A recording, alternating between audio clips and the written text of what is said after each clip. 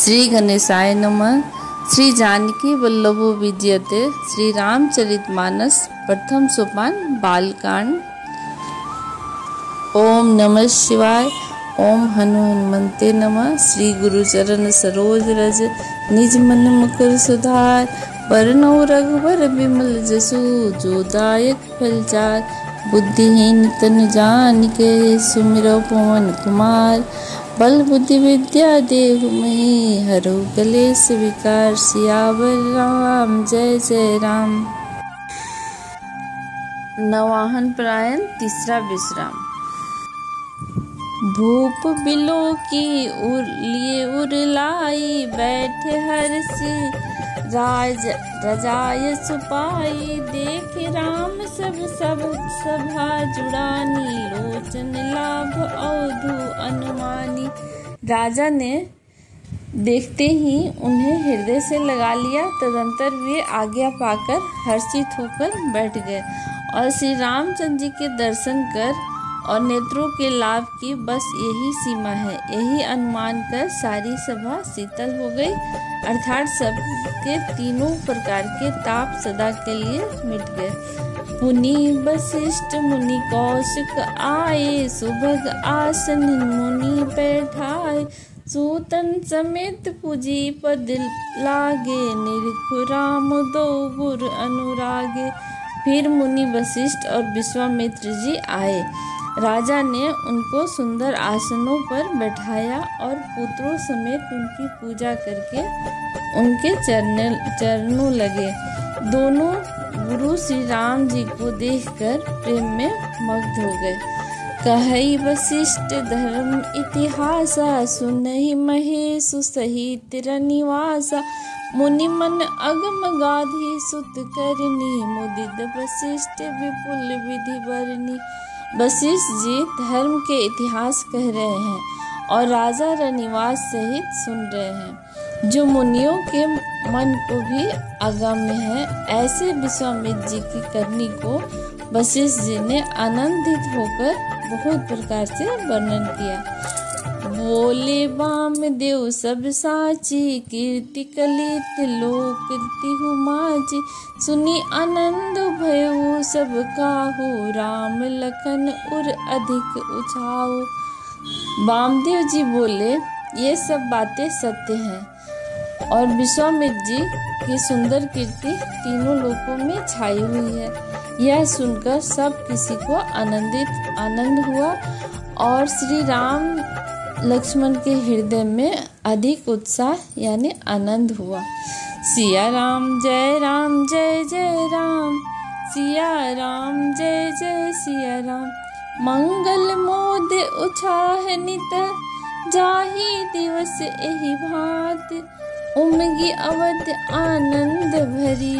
अधिक अधिक अधिकाति। सियावर राम जय जय राम। निश्चय ही मंगल आनंद और उत्सव होते हैं। इस तरह आनंद में दिन बीतते जाते हैं और अयोध्या आनंद से भरकर उमड़ उठी और आनंद की अधिकता अधिक से अधिक बढ़ती ही जा रही है। सुदिन सोधि कल कंकन छोरे। मंगल मोद विनोद न थोरे। नित्य नौ सुख सुर देख सिहाही। अवध जन्म जाचहि विधि पाही। अच्छा दिन यानी शुभ मुहूर्त शोध कर सुंदर कंकन खोले गए और मंगल आनंद और विनोद कुछ कम नहीं हुए, अर्थात बहुत हुए। इस प्रकार नित्य नए सुख को देखकर देवता सिहाते हैं और अयोध्या में जन्म पाने के लिए ब्रह्मा जी से याचना करते हैं। विश्वामित्र चलन नीति चहई। राम सप्रेम विनय बस रहई। दिन दिन सयगुन भूपति भाऊ। देखि सराह महामुनि राऊ। विश्वामित्र जी नित्य ही चलना अपने आश्रम में जाना चाहते हैं, पर रामचंद्र जी के स्नेह और विनयवश रह जाते हैं। दिनों दिन राजा का सौगुना भाव प्रेम देखकर महामुनिराज विश्वामित्र जी उनकी सराहना करते हैं।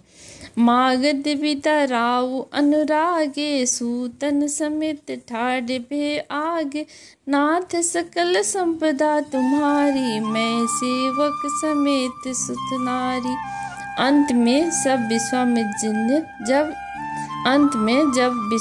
जी ने विदा मांगी, तब राजा प्रेममग्न हो गए और पुत्रों सहित आगे खड़े हो गए। वे बोले, हे नाथ, यह सारी संपदा आपकी ही है। मैं तो स्त्री पुत्रों सहित आपका सेवक हूँ। करब सदा लरि कहीं पर छोहू, दर्शन देत रहब मुनि मोहू। अस कही राव सहित सुत रानी, परेउ चरण मुख आवन बानी। हे मुनि, लड़कों पर सदा स्नेह रखिएगा और मुझे भी दर्शन देते रहिएगा। ऐसा कहकर पुत्रों और रानियों सहित राजा दशरथ जी विश्वामित्र जी के चरणों पर गिर पड़े।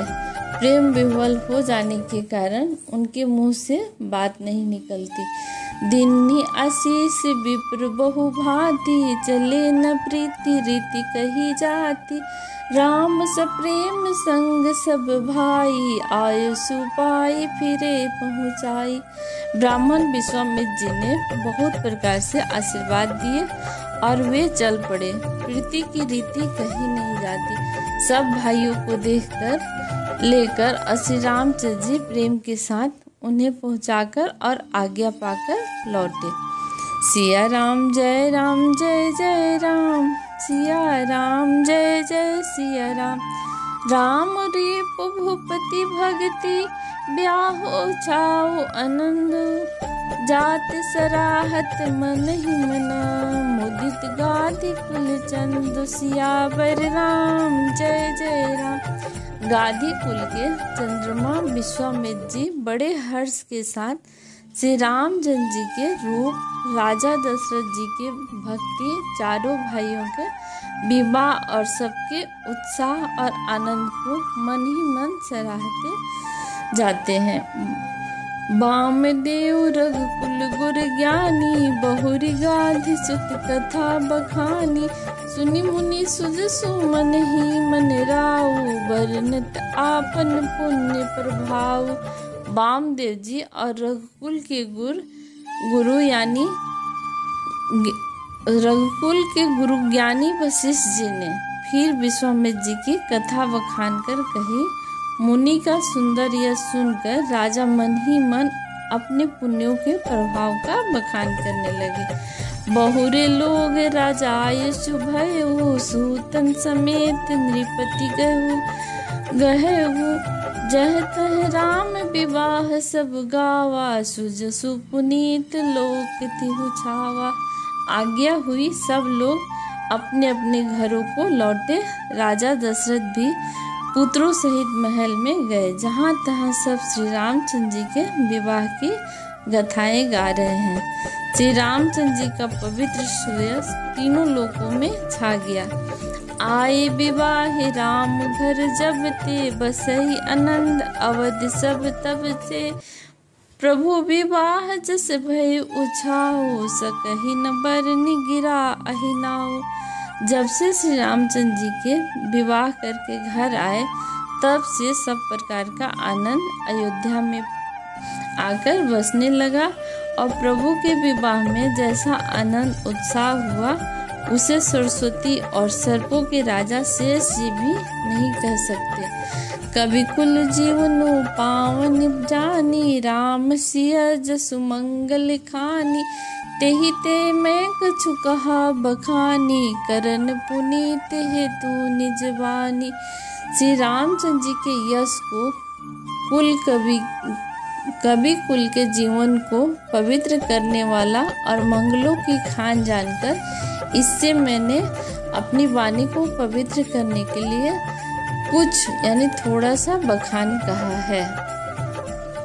निज गिरा पावनी करन कारण, राम जस तुलसी कहो।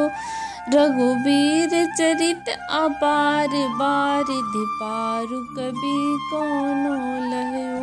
उपवीत ब्याह उछाह मंगल सुनी जे सादर गावही वैदेही राम प्रसाद ते जन सर्वदा सुख पावही। अर्थात अपनी वाणी को पवित्र करने के लिए तुलसी ने राम का यश कहा है। नहीं तो श्री रघुनाथ जी का चरित्र अपार समुद्र है और किस कवि ने उनका पार कर पाया है। जो लोग यज्ञोपवीत और विवाह के समय मंगलमय उत्सव का वर्णन आदर के साथ सुनकर गावेंगे, वे लोग श्री जानकी जी और श्री रामचंद्र जी की कृपा से सदा सुख पावेंगे। सिया रघुवीर विवाह जे सप्रेम गावहि सुनहि तिन कहूँ सदा उछाओ मंगलायतन राम जसु। यानी श्री सीता जी और श्री रघुनाथ जी के विवाह प्रसंग को जो लोग प्रेम पूर्वक गाएंगे और सुनेंगे, उनके लिए सदा उत्साह ही उत्साह है, क्योंकि श्री रामचंद्र जी का यश मंगल का धाम है। मास परायण 12वां विश्राम। कलयुग के संपूर्ण पापों को विध्वंस करने वाले श्री रामचंद्र जी का यह पहला सोपान समाप्त हुआ। जय श्री राम। आगे की कथा सुनने के लिए चैनल को लाइक और सब्सक्राइब करें। धन्यवाद।